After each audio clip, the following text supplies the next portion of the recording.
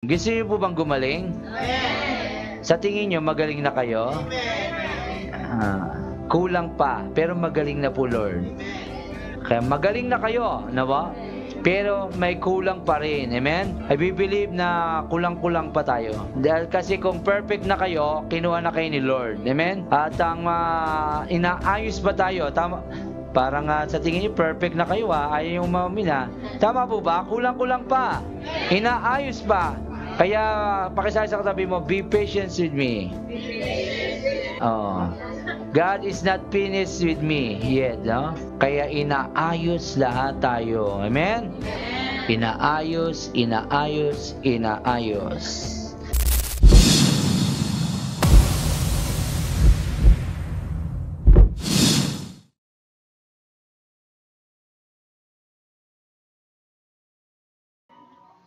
Amen. Let us declare Psalms 1 and 2. The Spirit of the Sovereign Lord is on us, because the Lord has anointed us to preach good news to the poor.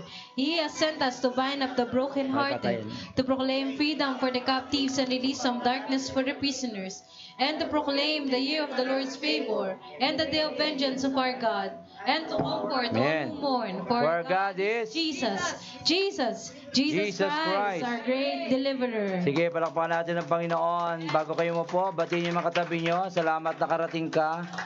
Sige po. Sa dami ng sibat para pumunta rito, hadlang. Amen. Sa dami ng bagyo.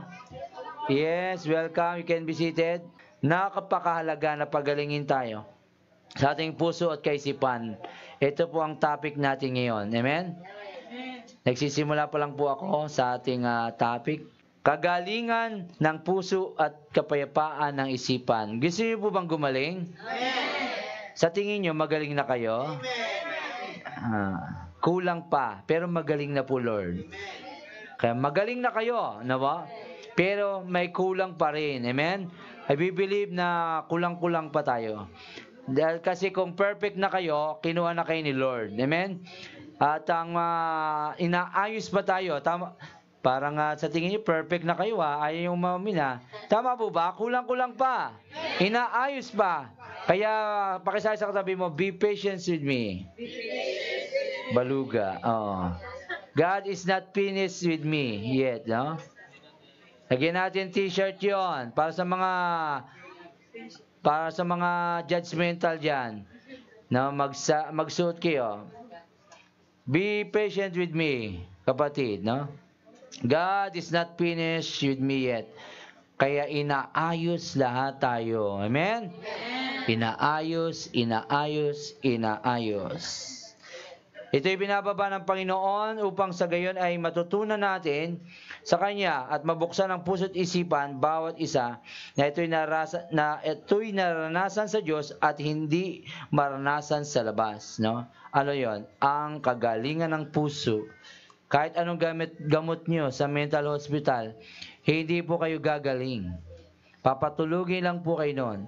Ang isipan at puso nyo, kahit ano pong psychiatrist, pag ang sugat ng puso nyo ay sugat yan, may sugat talaga yan. Ang Diyos lang ang pwedeng magpagaling yan. Kahit anong bypass nyo yan, anong operation, kahit anong barado nyan, ang Diyos lamang ang pwedeng magpagaling. Hello? Sige, palakpakan natin ang Diyos na nagpapagaling. The God that will heal us. Siya lang po ang healer. Kasi magiging sinungaling ang Diyos pagka meron pang ibang healer. Wala na pong ibang healer, kundi si Jesus lamang. Siya lamang po ang nagpapagaling. Siya lamang, siya lamang. Let us pray for our Father God in heaven. Kayo po ang nagpapagaling. Kayo po nagtuturo. Kayo po'y nag-aayos sa amin. I pray for let there be open heaven sa lugar nito. Hayaan mo, Diyos, matutunan ng bawat isa. Anumang broken-hearted sa amin, Panginoon, mga broken-hearted, ang isipan namin magulo, Panginoon, Ikaw lamang nag-aayos ang isipan at puso namin dahil konektado to. Nung kami pinanganak, Panginoon, tumubo ang puso na mold ang brain and backbone, Lord God. In the name of Jesus, konektado ang aming puso at ang aming brain, Panginoon, at lahat ng mga organs. Kaya we pray in the mighty name of Jesus. Gamutin mo ito simula ang root cause ng lahat ng bagay ng aming pagsalansang kasalanan, lahat ng aming kamalian, lahat, Panginoon, ang gagaling sa aming puso't isipan. Gamutin mo ito in the mighty name of Jesus. In the mighty name of Jesus. Ngayon din, Panginoon, aming panalangin. Amen. Amen. Amen. Sige po. Nung tayo po'y pinanganak, una, di ba, isang cell, at lumalabas ang puso muna, di ba? At nagkakaroon ng vein, nagkakaroon ng brain. Pero unang na ano ba, nakikreate sa atin, ano ba? Brain ba o puso? Heart lagi. Heartbeat lagi. Bug, bug, bug, bug, di ba? Nagkakaroon ng backbone, ay nagkakaroon ng vein, then backbone, lahat na. Kaya ang root cause ko po lahat ng ating mga ginagawa ay nandito lagi sa puso. Na po. Hindi itong tinatawag kong the soul part. Pag sinabi pong puso sa Panginoon, hindi po itong kahit tanggalin mo po ito, yung ating soul part po natin, the one who feels, the one who sense, di ba? The one who see. No, yan po yun. Konektado ang brain natin, lahat sa mga nakikita natin sa spiritual side. Pag sinabi ko po na puso, sa Biblia po, yun po ay part of our soul. Naunawaan niyo po? Para magkaintindihan po tayo. Hindi po itong tumitibok na to sa physical. Ito po ay vessel ng ating pagkatao. Kaya na kung ano po may sakit po ang ating soul, nagmamanifest naman sa physical. Naunawaan po natin? Kaya lahat ng mga may sakit yan, inuuna ang ginagamot ang soul part natin. Dahil yan ang corrupted. Yan po yung nililigtas. Hindi po itong katawan, babalik po ito sa alabok. Diba? Tapos yung soul natin na real us is the soul part. Naunawaan po natin para magkaintindihan tayo kung ano po yung ginagamot ng Diyos. And the Holy Spirit na nagbibigay, siya rin po yung babalik. Yan po yung bumabalik sa Kanya. Yan po. Hindi yung soul. Yung soul, depende, lingering, o wandering, o sa hell, o sa heaven, pwede rin sa paraiso, di ba? Sabi, gayon din, kakasamahin kita sa paraiso. Sabi ng Panginoon, pag ko kayong mangarap ng langit agad, no? Ang heaven, ang Eden, o paraiso, ay part lang po yon ng heaven, no po? The earth, the heaven is His footstool. Malawak po yon. No, malawak po masyado yon, pero sinasabi ko lamang po sa inyo, yung soul part, yun po yung ginagamot. Okay? Nagkaintindihan po tayo, huwag muna tayo umabot sa deliverance agkidyumid na. Gusto ko lang ipaunawa sa inyo ngayon kung ano yung ginagamot. Okay?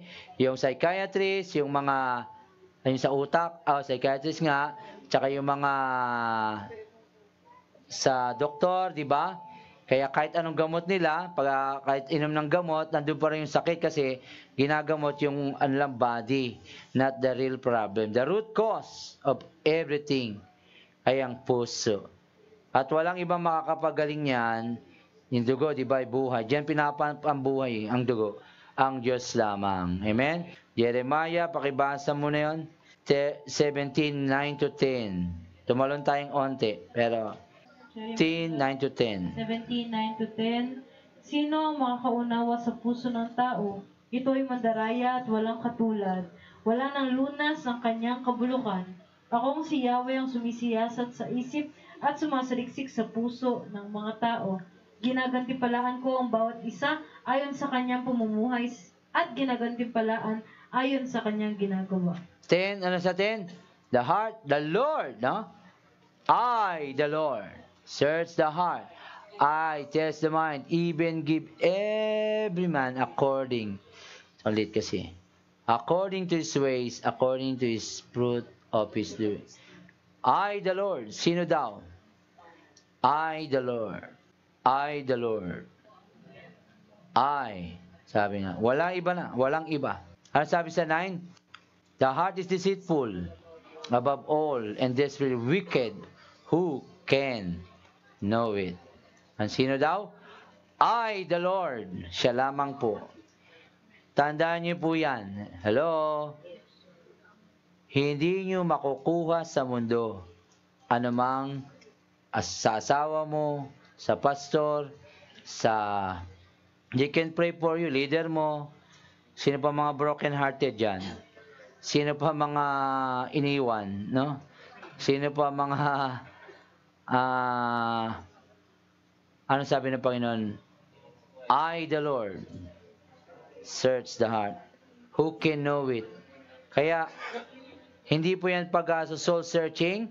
Diba? Pupunta, aanuin ka, pupunta ka sa mga beach, magpahinga ka doon, sapian ka pa doon. Hindi mo alam, ang daming mga demonyo sa pinuntahan mo. Punta ka sa Lord, mag-pray ka to the secret place of the Most High God. He who dwells in the secret place of the Most High God shall now abide under the shadow of the Almighty. And He will fear no more. Amen? Amen. Siya ang inyong dwelling place. Doon lang po kayo makakapain ng peace, ng rest. Doon lang po kayo makakatagpo ng tunay na kapahingahan.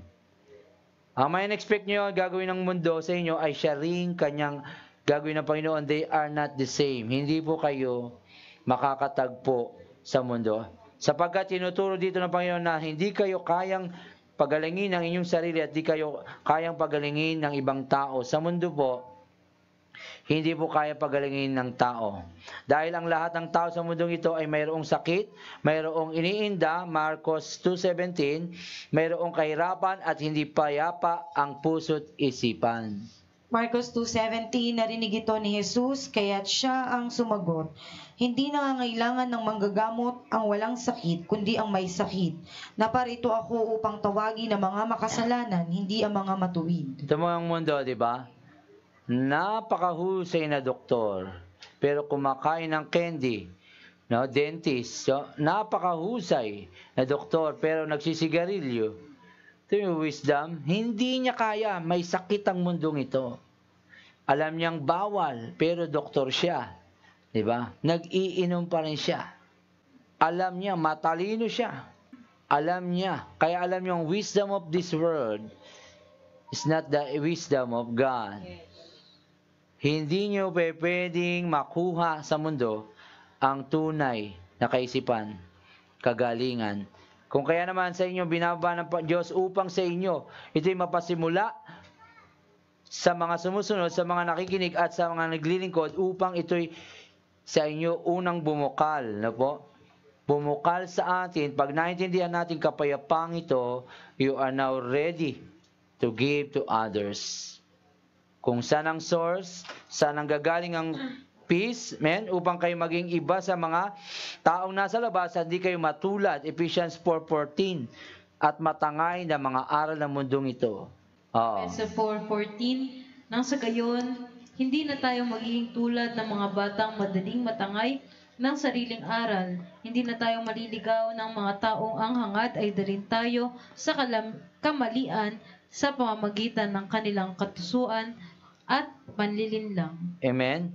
Maraming paglilinlang, scammer. Ang daming scammer ngayon. No? Tumatalino ang tao sa pag-scam, no? Panloloko. Ngayon, yung video, iyak siya, di ba? Ingat kayo. No? Matagal pinag-ipunan, tapos nakuha lang ng magnanakaw. Kaya do not lay up treasures in this world. No? Huwag kayong mag-iipon ng kayamanan dito sa lupa.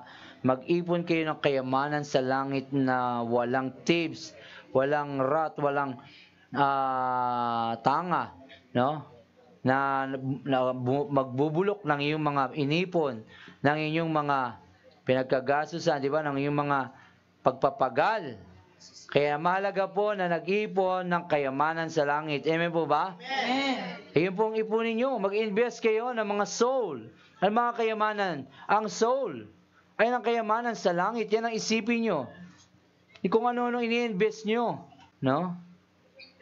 Magpalakasan, magpadala kayo sa EGR, baptism na naman ng water. Baptism of the Holy Spirit. Ayun ang tunay na bigyan nyo ng halaga, bigyan yung pagkakataon na maligtas, makakilala sila. Kaya lagi sinasabi sa inyo, kahit pakainin nyo pang pakainin, feeding program kay John Dental Mission, ano pang mga misyon na ginagawa nyo, pero kaluluwa niya ay mapunta saan? Sa kawalan o forfeit his soul, sayang po lahat yan. Sayang lahat ng pagpapagal nyo. Namatay din, nasagasaan pa. Kawawa. Sayang lahat ng pagpaaral nyo sa kanila. Sayang lahat ng investment nyo sa tao. Patay pa din. Pero, nag-invest ka, namatay siya, nakakilala sa Panginoon, pero namatay. Diba? Ang investment mo, anong nangyari? Lugi ba? Hindi po lugi, amen? Lalo pa kung naglingkod sa Panginoon, nagkaroon ng takot sa Diyos, naayos ang buhay niya, nagkaasawa, nagkapamilya, na bago ang buhay. Diba? Is that a good investment? Hello? Amen. Pray ka ng pray. Nag-invest ka ng prayer. Pera. Ang misyonero, binibigyan mo para humayo ng humayo. Humayo sila ng humayo. Kung ayaw humayo, magpahayo ka. Diba? Is that a good investment? Amen. Sa church, para ma-deliverance ang iba. Tutulong ako sa church na ito para ma-train ang marami. Magpapatayo ako ng church building. Tutulong ako para maraming worker matulungan, mga PWD. Amen? Mga balo. Marami po tayong pwedeng tulungan. Kaunti pa lang po. Nagsisimula pa lamang tayo. Kaunti pa lamang sa buong mundo. Pangarap natin din mga orphanage, mga mga balo, widow, di ba? Lagayan ng mga drug addict, mga rehabilitation center, spiritual rehabilitation.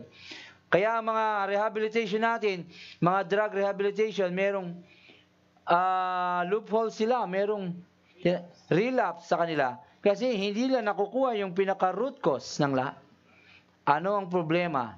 Yung heart is deceitful of everything. Ngayon nga, magtatayo ng bago. Yung addict sa cellphone, may rehabilitation na tayo. Nagawa po tayo ng ganun. Dahil talamak na ang mga addict sa cellphone. Baka may kakilala kayo dyan na hindi mabitaw-bitawan kahit nagpipreach si pastor. Pakitingin ang katabi nyo, hindi mabitaw-bitawan ng cellphone. Pastor, nandito po yung Bible kasi. Nakaluso.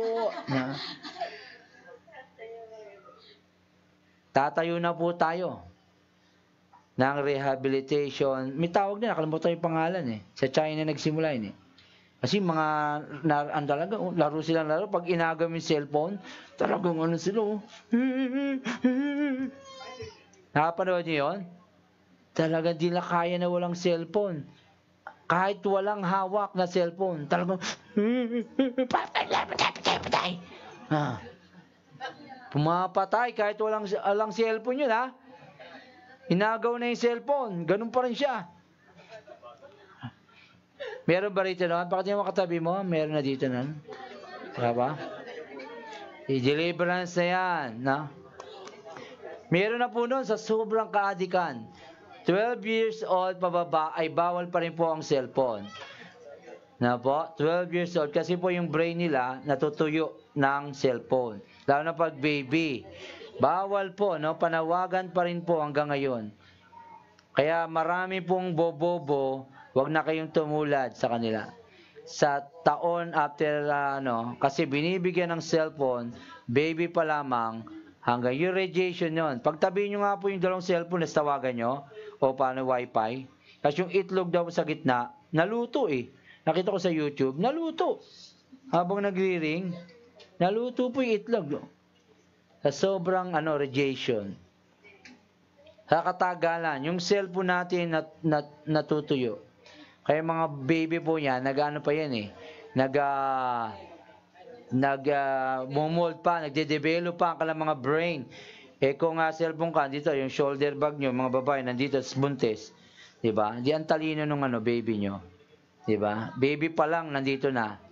Kaya maraming matres ay ang mga sakit ang babae ngayon. Ang cellphone nila. Nandoon. Maraming baog susuot dito. Cellphone. Maraming baog na susunod. Malapit sa kanilang organs. Kaya huwag kayong magtataka, maraming sakit ang nangyayari. Patayin niyo po ang cellphone niyo, maglalagay sa ulo niyo pag natutulog. Ano po? Huwag lalagay sa ulo pag natutulog. Gagawin niyo alarm clock. Dahil 8 hours nakalagay sa ulo niyo. Bible naman, Lord. Naku po. Patayin niyo yung wifi, tsaka yung yung mode, anong mode yun? Airplane mode, gano'n. Kung ayaw nyo, then ang sounds lang, okay lang. Pero kung YouTube nyo, yari kayo, ang utak nyo. Kaya tingnan nyo katabi nyo kung matino pa kausap. Wala na. Malapit na. Malapit tayo tapos na. Ang kagalingan ng iyong puso ay mahalaga. Amen po ba? Sa Panginoon, hindi lang basta gumagawa sa bawat araw-araw, sa araw-araw, hindi lang basta kumikita ng pera, o hindi lang basta kumukuha ng mga responsibilidad, saan man, sa church, sa school, sa buhay, kundi mahalaga din sa Panginoon ang kayusan ng inyong puso at isipan ng inyong mga damdamin. Tama po ba? Amen. Sinong madamdamin dito? Kailangan, awit 7:9. Awit 7:9. Ikaw ay isang Diyos na matuwid, batid mo ang aming damdamin at pag-iisip. Sugpuin mo ang gawain ng masasama at ang mabubuti bigyan mo ng gantimpala. Meron pa, He heals the broken-hearted, binding up their wounds. Anong verse yun?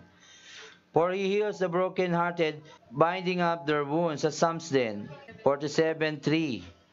No? Siya po ang nagpapagaling ng ating mga puso. Mahalaga po sa Panginoon ang puso nyo.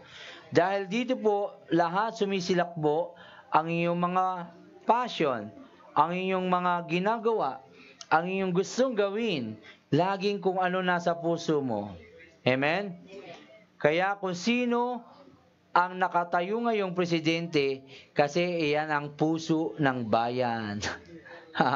Kaya magdusa kayo dahil yan ang puso nyo. Ayaw nyong iboto ang mga Kristiyano ay isang puso, ang nilalagay nyo ay pusong bulok, mamatay tao, patay tuloy kayo. Ayun ang nangyayari kasi ang bayan, ang puso ng bayan, ang siyang naluluklok. Kahit sa church, no? Kahit sa pamilya, kung ano ang puso, anong nangyayari, yun ang iniibig mo. Tama po ba? Kung ano yung laman ng iyong puso. Kaya, iyon ang ginagawa natin. Feel mong magsimba, ang feel ko, ayaw ko magsimba, feel kong gawin to, no? Laging nasa puso. Feel ko siyang awayin, feel ko siyang batiin, di ba? Dalawa lang yan. Anong nararamdaman nyo? Laging nakabase sa puso natin. Di ba nga, okay lang nasa utak pa, may lipad-lipad, pero pag pumasok na sa puso, delikado na. Hindi mo kasalanan yon. Kaya, guard your heart and mind pa rin. Ito ang binababa ng Panginoon, sapagkat hindi ito nagbibigay ng oras ang karamihan sa atin. Imbis na ang mga bagay-bagay ay bigay ninyo sa Panginoon, bigay na sa Panginoon, subalit ito ay na-absorb ninyo ang mga problema, ang mga sama ng loob, mga hinanakit. Lagi tayong ina-absorb natin ang problema, mga hinanakit, no? 1 Peter 5:7.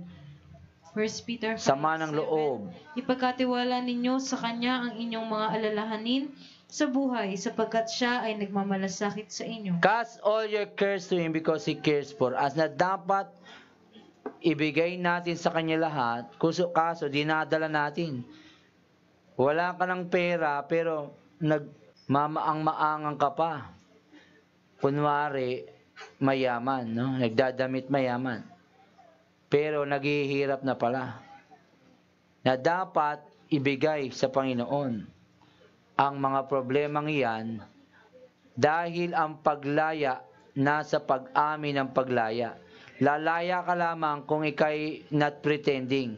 Lalaya ka lamang kung inaamin mo na ikay walang pera. Na ikay makasalanan, na ikaw ay sawi, ikaw ay broken-hearted, ikaw. Na minsan kasi, hindi, kaya ko to. Huwag niyo ako intindihin.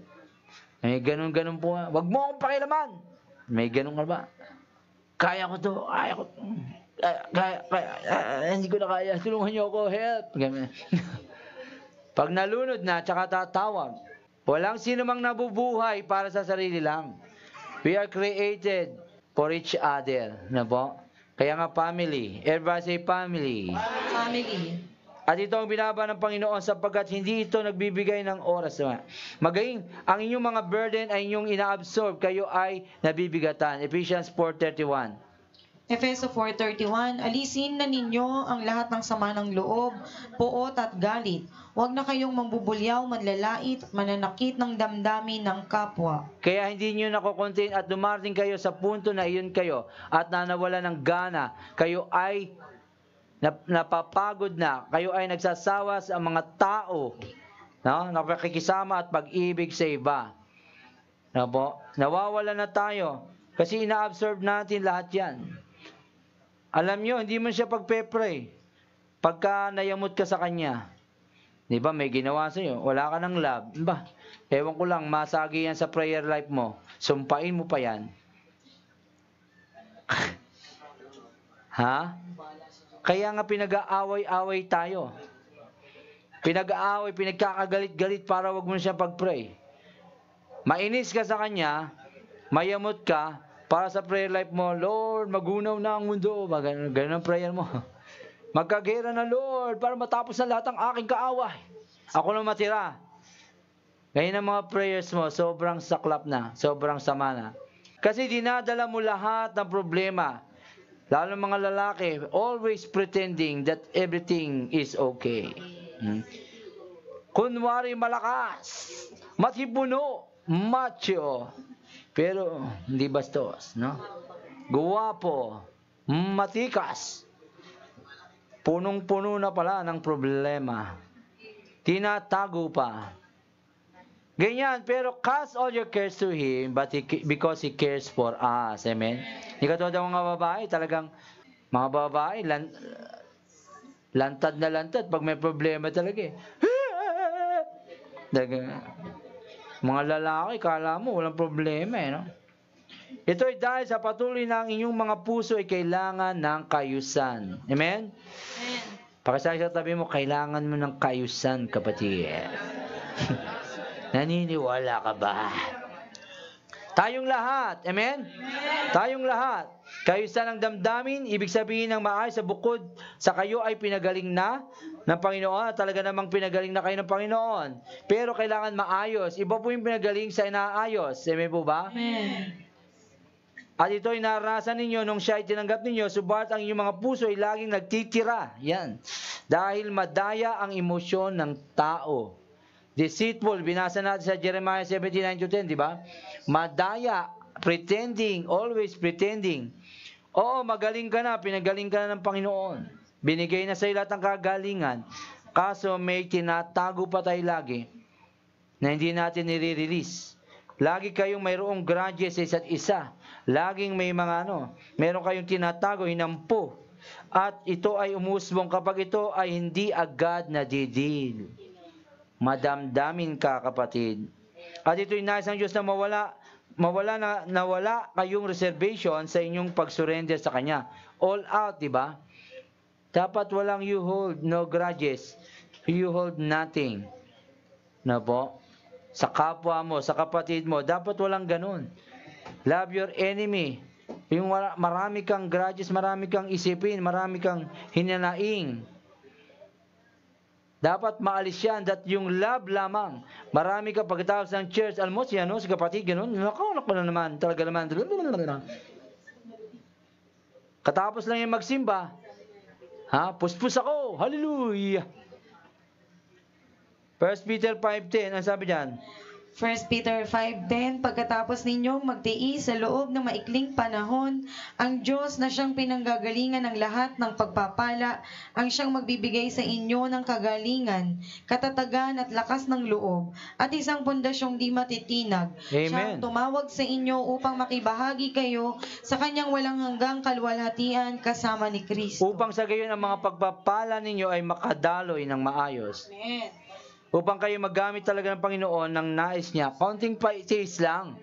Hindi na nga kayo papako sa krus eh. kasama lang kayong nakapako sa krus. Tiis po kayo sa kabutihan kasi mapalad ang inaapi dahil sa ginagawa niyang mabuti. Dahil darating ang araw, i-reward po kayo. Pero kung nagtitiis po kayo sa kasamaan ng ginagawa niyo, naku po, huwag po kayong magtaka. Ang curse ay dadaloy sa inyo. Pero kung kabutihan ang ginagawa nyo at merong persecutor, kapatid, tuloy-tuloy ka lang. Amen? Amen. Kapatid, pakasasaktan mo, tuloy-tuloy ka lang. Tuloy ka lang. Amen? Tuloy-tuloy lang. Ang banal na Espiritu maglilid sa iyo, sa iyong puso, upang mapanatili nito ang kapuruhan, purity, upang mapanatili ang kayusan, organize o kagalingan, healing, upang tama ang tibok ng puso. Pakihawak nga puso nyo. Tumitibok pa ba yan? Upang maging tama ang tibok. 1001, 1002, 1003. May sakit po yun. Nag-jogging ang puso. May sakit po yun. Dapat ano lang, 1001, 1002. Pagka ang tibok ng puso, may kabayo sa loob. Hindi kulang, hindi labis, kundi ito po'y balanse ng banal na Espiritu. Ito'y, ang ibig sabihin ay magaling na puso, Matthew 5:8. Mateo 5:8, pinagpala ang mga may malinis na puso, sapagkat makikita nila ang Diyos. Amen? That's why you are not seeing God. Ba't kayo kinakausap lang kami? Hindi. Bye. Iyong puso mo ay madumi sa harapan ng Diyos. Kaya anong una? Palinis tayo sa Panginoon. Napakadali naman magpalinis. Hindi na kayo mag-aalay ng toro, ng asno, ng kalapati, ng tupa. Manalangin tayo. Umamin sa ating mga kasalanan. Ano pa? Yun lang, napakadali. Ang handog ay binigay na. Hahaing handog para sa ating mga kasalanan. Mag-communion, kumari. Mag-sanctify every day. Magpalinis. Search our heart. Lord, know my thoughts, I pray. See if there's be wicked ways in me. Cleanse me from every sin. And set me free. At lalaya po tayo. Lalaya po tayo. Hello? Amen. Alipin pa ba kayo ng kasalanan? Lalaya po tayo. Lalaya po kayo. Gayon din naman ang inyong mga kaisipan na sa Panginoon maging payapa. Upang sa gayon ay lahat ang isipin ang lahat ng inyong mga pagpaplanuhan, maging maayos ang takbo ng inyong buhay. Kawikaan 14:30. Kawikaan 14:30, ang isip na tiwasay ay nagpapahaba ng buhay, ngunit ang kapusukan ay nagbibigay ng kapahamakan. Nako po. Mapupusok. Ano yung mapupusok? Yung decision agad. No, yung mga impulsive agad. May nakita. Wow, sale. Bili. Walang tanong-tanong. Walang pray-pray. No? Favorite lang seafood. No? Lahat ng makita, kakainin. Walang kahit masama sa kanya. All that he see, he eats. That seafood, no? Para sa mga nag-absorb pa lang. Joke lang yan. Hindi lang. Joke po yun. Hallelujah. Hindi lamang patukol na gumaling dahil ito'y mawawasa kung sino man kundi iyong nagdi-describe na magaling ang inyong mga puso. Hindi lamang gusto ng Panginoon na kayo po ay magaling lang, sa tingin nyo lang. Pero nagmamanifest sa inyong katayuhan. Nakakita na kayong magaling ang isipan at puso? Pumasa kayo sa mental, pag hindi kayo katulad nun, yun, magaling kayo. Hindi, nagbubunga. Amen? Nagbubunga. Pag maayos yung ginagawa, di ba? Nagbubunga lahat. Ang pag-ibig mo ay wagas, di ba? Siya talaga. Siya na. Siya. Hindi palyado. Ay baka siya. Nakalimutan ko. Ay siya yata. Di ba? Hindi ganon. Hindi nagkakamali kasi magaling ka na. Amen? Ito gagawin kong karir. Itong career path ko. Ay mali. Ulit, Lord. 5 years again. Hindi pala ako engineer. Dapat pala ako janitor. Pangarap, nag-iiba-iba. Iba yung pinasok na school. Kaya sabi sa Isaiah 26:3, Isaiah 26:3, binibigyan mo ng lubos na kapayapaan ang mga may matatag na paninindigan at sa iyo'y nagtitiwala. You will keep him in perfect peace, whose mind is steadfast in thee. Ang nakakatanggap lamang ng kapayapaan at tunay na direksyon ay ang taong tuloy-tuloy sa Panginoon. Amen po ba? Amen. His mind is steadfast sa Lord. Pagpaliko-liko ka, laban-bawi ka, sa Diyos sa diablo, sa Diyos sa lab. Babading-bading ka, sa Diyos sa diablo, sa Diyos. Hindi pwedeng bading-bading sa Lord. Amen? Kaya nga hindi siya nag-create ng Adam and Steve, di ba? Dapat Adam and Eve, di ba? Hindi pwedeng gano'n. Marami kayong joke na kukuha kay Lord. Kay Pastor. Hindi pwede. Nag-create siya, isa lang. Dalawa lang, babae at lalaki. Laging lalaki. Dapat may paninindigan sa Diyos, sa mga lalaki. Kaya kayo mga babae, dapat maghanap ng mga lalaki na hindi bading-bading, di ba? Ang ilan naman ay ang mga prioridad nila dahil iba din ang nasa puso nila, kaya iba ang takbo ng sipa. Iba priority nyo. Seek Him first, pero seek myself first, Lord. Laging make-up ka ng make-up sa'yo. Seek my first, Lord. Seek. Sarili mo, maganda ka, maganda ka, maganda ka. Pero yung iba, ayaw mong gumanda. Sarili mo lang. Wala kang pakialam sa kapatid mo. Maganda na ako, aalis na ako. Hindi mo inaayos, sinasama kasama mo sa bahay para sama-sama kayong sumamba. Basta ikaw maganda ka, maganda ka, maganda ka. You don't seek other first, no? Hindi mo sinisik yung si God sa buhay mo. Kasi pag sinabi mo seek God, may concern ka sa iba. Naunawan niyo po? Pag sinabi mo, hindi makikita si God, sasabihin niyo, meron akong God, mahal ko si God, pero you hate your enemy, you hate your neighbors. Mali po yun. Pag nakitaan kayo, mahal niyo ang Diyos, nakikitaan yan, mahal niyo ang kapwa niyo. Okay ba yon? Nanawaan po natin. Huwag niyo kong sabihan na mahal niyo ang Diyos, pero you hate your family, you hate your neighbor, you hate your enemy. That is fake love. No? Pakitang tao po yon. Hindi po yung kapanipaniwala. Ayon sa Biblia, kasi kung ano ginagawa mo sa Diyos, siya rin ginagawa mo sa kapwa mo. Kung mahal mo ang Diyos, mamahalin mo rin kapwa mo. Kasi ang Diyos na hindi mo nakikita, ay ang taong nakikita mo, mamahal mo, sigurado, mamamahal mo ang Diyos. Kaya si Paul, dala ng bisita, di ba? Walang sawang dala ng dala. Di ba? Dahil mahal niya ang kapwa niya. Di ba? Kayo, wala kayong dala.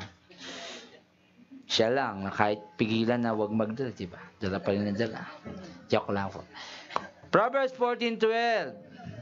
Kawikaan 14:12, may daang matuwid sa tingin ng tao, ngunit kamatayan ang dulo nito. Ang alam ng nais nila, unahin ang kanilang mga sariling kagustuhan. There is a way that seems right to men. Marami yan.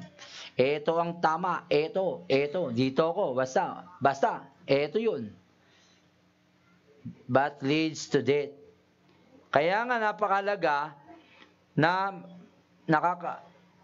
ang ating isipan, kung kaya't nahadangan ang kalooban ng Banal Espiritu at itong nagtatalo sa ating sistema. Kailangan mahalaga na ang Holy Spirit ang siyang naglilid sa atin upang ang ating isipan corrupted Naunahan niyo po? Corrupted nga tayo, subalit sa pamaraan ng Diyos ay higit na mainam para sa inyo. Ang pamaraan ng Panginoon sa inyo, isipan ay ang kanyang kalooban. Diba? Ang kailangan na maging kaisipan nyo rin ay kaisipan ng Panginoon. Isaiah 55:8-9. Yes. Isaiah 55:8-9. Ang sabi ni Yahweh, ang aking kaisipan ay hindi ninyo kaisipan, ang inyong kaparaanan ay hindi ninyo kaparaanan. Kung paanong ang langit ay mas mataas kaysa lupa, ang aking kaparaanan ay higit kaysa inyong kaparaanan, at ang aking kaisipan ay hindi maaabot ng inyong kaisipan. Amen? Naunawaan niyo po ba talaga ang Diyos natin? Ayun ang sinasabi niya. Hindi niyo siya maunawan. Tinatanong ko kayo, buti onti lang nag-amen na po. Naunawaan niyo ba ang Diyos natin? Hindi po. Ayun nga, your thoughts is not my thoughts, no? Kala mo sa'yo, tama ka. Kaya nga ang prayer ni Solomon, give me a listening ear, no? Listening heart pala. Ibig sabihin listening heart, listening soul. Pag heart sa Bible, tinatawag, dito yung tug-tug-tug, hindi po ganun. Listening soul part natin. Listening soul, yung ikaw mismo, buong katauhan nyo. Nakakita na niyo ng kaluluwa? Nakakita na kayo? Kurutin nyo katabi nyo. Nag-aaray pa? Yan, may kaluluwa yan. No? Pag wala na ho, pakiramdam, wala ng kaluluwa yan. Zombie po yan. Zombie. Patay na yan. Nakakita na kayong patay, di ba? Kahit kurutin nyo, wala. Kahit kurutin nyo siya, buksan nyo ataol, kurutin nyo minsan kung aaray. Para malaman yung sinasabi ko. Lagot kayo sa kamag-anak na. Hindi, meron mang patay, ano, yung walang ataol, walang salamin. Minsan mangurot kayo. Pastor, no? Takot nyo lang, no? Pastor, wag na po, naniniwala na ako. Sa pamaraan na kaugnay sa inyong Panginoon ang iniisip ninyo. Kung itutuusin na hindi na kayo dapat maghirap sa mundo, kung ano ang inyong kakainin o kung ano ang inyong inumin o susutin, dahil ito ay binabana ng Panginoon simula't simula pa. Bago si Eva at Adan nilagay, di ba? He put him sa Garden of Eden nung may Garden of Eden na. Hindi na una ang blessing, kundi hindi nauna ang tao, nauna ang blessing sa inyo. Meron God's plan for us not to harm us but give us hope. God's plan for us to prosper us. Gusto ng Diyos matiwasay na buhay talaga. Kaso nga lang, pinipilit nyo yung gusto nyo. Naunawaan nyo po? Sabat ang ilan sa inyo ay pinipilit pa rin ang magkamal sa mundo at dito nagtatrabaho at pagod na pagod. Ngunit ang dulo nito ay wala kayong mapapala. Ano sabi sa Psalms? Diba? Ang tao trabaho sa umaga, ginagawang gabi ang umaga, ang gabi ginagawang umaga, ang umaga ginagawang gabi. Call center pala. Diba? Hindi, sabihin na pinapagod niya ang sarili niya sa kawalan, ngunit ang Diyos lamang nagbibigay ng kapahingahan. Amen? Amen. Blessing. Siya rin nagbibigay. Alalang-alala ka, hindi magtatrabaho ko pag Sunday. Kailangan kong kumita. Kailangan kong magtrabaho. Kailangan kong may madamit. Ang mga anak ko, kawawa naman. Wala ka namang anak ka. Hindi, absent na talaga ako. Kawawa daw kanyang mga anak. Wala naman siyang anak. Binata at dalaga. Nagdadahilan. Ang tao maraming dahilan, pero ang gusto ng Diyos ay kasaganahan para sa atin. Kaayusan, kagandahan ng buhay. Di ba nung pumasok kayo sa Lord, di ba? Ginawa mo siyang sa buhay mo. Di ba napapayapa, at least na tumitino utak mo, kahit papano, di ba? Unti-unti, di ba naayos ang decision mo, yung ang dami mong mali, 100 dati, ngayon 99 na lang, di ba? At least, di ba? Amen po ba? Amen. Sa 100 na ginawa mo, 99 na mali. Yes. At least tama yung isa. Parang walang nagtatama sa inyo, hindi kayo pumapala ko, hindi nyo ako nakukuha. Maraming na itatama sa buhay mo. Amen po ba? Amen. Is God good, di ba, sa ating mga buhay? Amen. Mabuti po siya. Ayan ang plano niya sa inyo. Di ba, ang gulo-gulo sa bahay, away lagi, batuan ng tsinelas, kahit wala, puro sapatos, di ba? Ang gulo-gulo. Kahit walang tsinelas. Sapatos pala. Ngunit dulo nito ay wala kayong mapapala. Ngunit ang pamaraan ng Diyos, nais ng Panginoon na maayos ang pamumuhay nyo. Mapataas ang standard of living. Hallelujah. Sa paraan na maghahari sa inyong kaisipan ay ang Panginoon. Yun nga lang. Kailangan ang kaisipan nyo ay kaisipan ng Panginoon. Di ba si Solomon? Ang yaman. Binigay ang yaman. Ang palasyo, siyang gumawa. Why? Because his mind is steadfast indeed. Give me a listening heart. Ang mga decision niya, ang Ecclesiastes, ang katalinuhan, ang mga ngaral, siya nagsulat. Iba sa Psalms, siya rin nagsulat. Na ginagamit natin ngayon mga katalinuhan, ang mga ngaral, di ba? Ang mga katalinuhan sa business, nandito, sa buhay, nandito lahat. Siya ang binigyan ng katalinuhan, walang nabuhay sa mundo na kasing talino ni Solomon. Even the princess, naghingi pa ng talino, dinadayo pa siya para manguha lang ng anointing, no? Mag-absorb ng katalinuhan. Kaya kumalat ang katalinuhan sa buong mundo dahil kay Solomon. Kaya kayo, may talino ni Solomon dahil kumakalat ang talinong ito, at lahat ng gumagamit ng talino na galing kay Solomon at na galing sa Diyos ay naayos ang buhay. Amen? Nandun lahat eh. Nandun lahat. Ibig sabihin, naghahari siya ang nag-rule. At ibig sabihin, nag-rule ay siya ang nagpapatupad sa bawat gawain. Ephesians 3-4. Efeso 3:2-4. Marahil ay nabalitaan na ninyo na dahil sa kagandahang loob ng Diyos ay pinagkatiwalaan niya ako ng tungkuling ito para sa inyong ikabubuti. Tulad ng naisulat ko na sa ilang salita, ipinaalam sa akin ng Diyos ang kanyang lihim na panukala. At habang binabasa ninyo ito, malalaman ninyo kung ano ang pagkaunawa ko sa lihim na panukalang isinakatuparan ni Kristo. Amen. Ibinigay na sa atin ang lihim ng langit. Ibinibigay po yan na dapat ang nagro-rule ang Diyos sa atin. Pero malaya po tayo rito sapagkat di kayo kinokontrol ng Diyos, no? At ang Diyos ay hindi nangongontrol. Ang Diyos ay naglilid sa inyo upang ang lahat ng nanaisin nyo ay maging angkop sa kalooban. Romans 8:26. Romans 8:26. Romans 8:26. Gayon din naman, tinutulungan tayo ng Espiritu sa ating kahinaan sapagkat hindi tayo marunong manalangin ng nararapat. Kaya't ang Espiritu ang namamagitan para sa atin at dumaraing sa paraang hindi natin kaya. Romans 8:26. God helps us. Kaya nga tumutulong siya sa atin. Meron kang ginagawa, tutulungan ka niya, itong gagawin mo.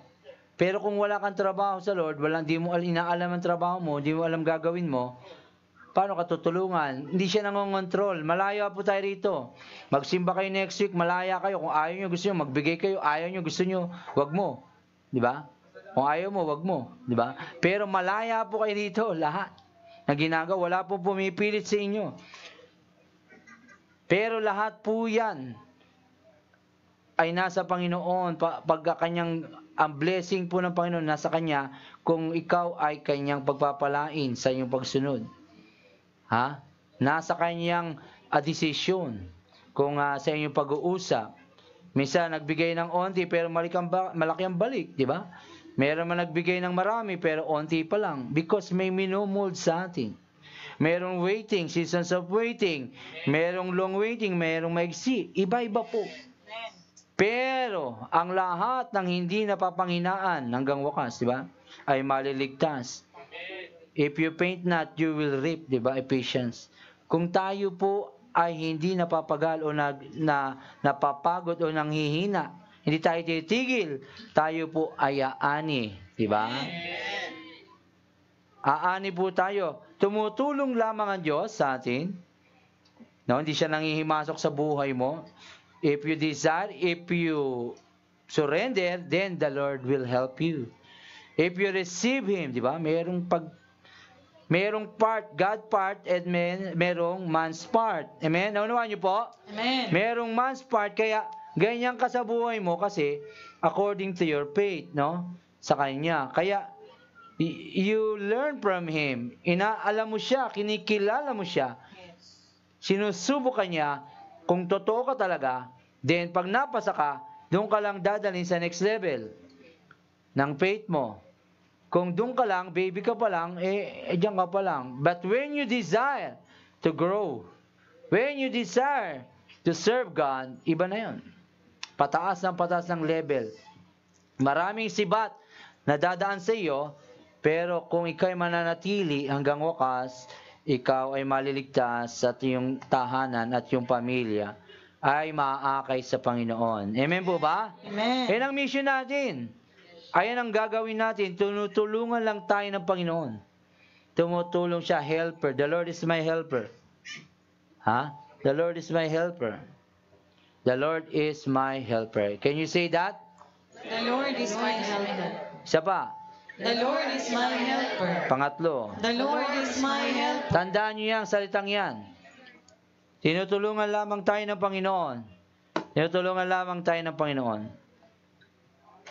Dahil nga sa hindi ninyo kayang itama ang inyong buhay, tinutulungan kayo ngayon ng Panginoon. Kung kaya naman ang mensahe ng Panginoon patungkol dito ay isuko ninyo sa Panginoon at ipagkatiwala sa Kanya ang lahat ng nararamdaman, lahat ng isipin, at inyong mismong puso mismo. Ang inyong soul part, 1 Peter 5:7. 1 Peter 5:7, ipagkatiwala ninyo sa Kanya ang inyong mga alalahanin sa buhay, sapagkat Siya ay nagmamalasakit sa Revelations 2:4-5. Nililit tayo ng Panginoon na bumalik sa inyong pag-ibig sa Kanya upang mapanatili ang inyong relasyon sa Kanya. Ano? Pahayag 2:4-5, subalit may isang bagay na ayaw ko sa iyo. Iniwan mo na ang pag-ibig mo noong una, alalahanin mo ang dati mong kalagayan. Pagsisihan mo at talikuran ang iyong masasamang gawa at gawin mong muli ang mga ginagawa mo noong una. Kapag hindi ka nagsisi, pupunta ako dyan at aalisin ko sa kinalalagyan ng iyong ilawan. Sa kinalalagyan ang iyong ilawan. Saan nakalagay ang iyong ilawan? Sa ministry mo, sa iyong ginagalawan. Gusto ng Panginoon na kung ikaw'y nawawala na ng first love mo sa Kanya, manumbalik ka ang puso mo lagi. Manumbalik ang puso mo. Marami kayong pwedeng gawin sa labas, pero wala sa puso mo. Wala sa gusto ng Panginoon. Hindi mo gusto. Hindi ko gusto, Lord, ang aking trabaho. Lord, hindi ko gusto ang relasyon na ito. Oh Lord, hindi ko gusto ang nangyayari sa buhay ko. Ang gusto ng Panginoon, una, manumbalik ka sa Kanya, ang puso mo. Una yon. First things first. Ngunit ang talagang may alam kung ano ang pangangailangan niyo ay ang Panginoon lamang, na Siyang lumikha sa atin. Kung kaya't kayo, sa Kanya kayo lalapit. Amen? Huwag kayong lalayo sa Diyos, at ito rin at itinuturo ng Panginoon sa Kanyang mga lingkod, mga nauna sa atin, na Siya rin umakyat sa kalangitan. Diba? Sapagkat darating ang araw at ang panahon na kayo'y ililigaw ng mundo. Revelations 3, ganun din yon, sa 3 lang. Revelations 2:3, pakibalik mo lang. Pahayag 2:3, alam ko ring matyaga ka, nagtiis ng maraming hirap, alang-alang sa akin, at hindi ka sumuko. May sa porno, di ba? Alam niyo yung mga pagpapagal nyo. Pero, yung first love mo sa sabi doon, matyaga ka, marami kayong ginagawa, hindi kayo sumuko, pero yung pag-ibig, yung puso nyo, dapat nakalain sa Panginoon. Naunawaan po natin, at maging ang mga taong malapit sa inyo ay gagamitin sa inyo ng Panginoon upang kayo ay madistract o bumagsak. Subalit ang sino mang nagtitiwala sa Panginoon ay tinitiwala ang kanyang puso at mga isipin ay higit na aangat. Aangat. Ibig sabihin ay sasamahan ng Panginoon. Kung kaya kayo nasa Panginoon ngayon, huwag nyo na ninyong ialis ang mga sarili pa mula sa makanyang presensya. Huwag nyo nang alisin pa ang iyong sarili sa presensya ng Diyos. Sapagkat walang dulo o ang dulo ng mga ginagawa ng tao sa mundong ito ay kapahamakan. Wala din po yan. Wala din yan. Ang mga pagpapagal nyo, vanity. Vanity, wala po yan. Accomplishment, kanong pag-aaral nyo. Anong librong basahin nyo. Nepalites lang nagtuturo niyan. Kahit anong invention nyo. Ayan ay aral ng mundo. Ibig sabihin ay walang dulo ay walang buhay. Hello? Walang buhay dyan. Pagsasabi mo, ano ba tinatahak dyan mo? Ano ba tinatahak mo, kapatid? Baka walang buhay yan. Ha? Kung kaya naman ang iyong mga puso ay hayaan ninyong magkapatagpo ng kagalingan sa Kanya. Ang iyong puso ay magkaroon ng kagalingan sa Kanya, sa Santiago 4:8-10, at maging payapa sa Kanyang presensya sa pamamaraan ng pagsuko at pagtitiwala sa Diyos. Yeah. Santiago 4:8-10, lumapit kayo sa Diyos at lalapit siya sa inyo. Hugasan ninyo ang inyong mga kamay, kayong mga makasalanan. Linisin ninyo ang inyong mga puso, kayong pabago-bago ng isip. Maghinagpis kayo, umiyak at tumangis. Palitan ninyo ng pagluha ang inyong tawanan at ng kalungkutan ang inyong kagalakan. Magpakumbaba kayo sa harapan ng Panginoon at itataas niya kayo. Humble yourself before God. Kailanman ang pride ay hindi nagdudulot ng kagalingan o paglaya. Kung puno-puno kayo ng pride first before destruction ng haughty spirit before a fall. Pag puno kayo ng kayabangan sa balat, hindi kayo, God will oppose you. Kaya ko to! Ako ang nagwagi, naitago ko ang damdamin kong sawi. Diba? Pretending everything is okay. Kailangan na daw, i-humble yourself before God. Layuan nyo na lahat yan. Hindi saklaw ng Diyos ang isipan ng tao at ang galaw ng mga bawat titibok ng mga kasama natin. Subalit kayo ay mayroong oportunidad na maging maayos. Amen? Kaya po, kung hinahanap ninyo sa labas ang pagiging perpekto ng pagkalinga, wala po kayong makukuha dito. Kung hinahanap niyo sa paligid niyo ang tamang pagsisweto at pagdisiplina sa labas, wala. Sinasabi ng Diyos ngayon pa lamang, walang perpekto sa disiplina ng mundo. Walang perpektong pagpaplano sa mundo. At ang Diyos ang nakakalam ng lahat ng ito. 29:15. Proverbs 29. Kawikaan 29:15, disiplina at pangaral hatid ay karunungan, ngunit ang batang suwail sa magulang ay kahihiyan. Alam mo yun, di ba? Disiplina ko kayo. Disiplina ako ng Diyos.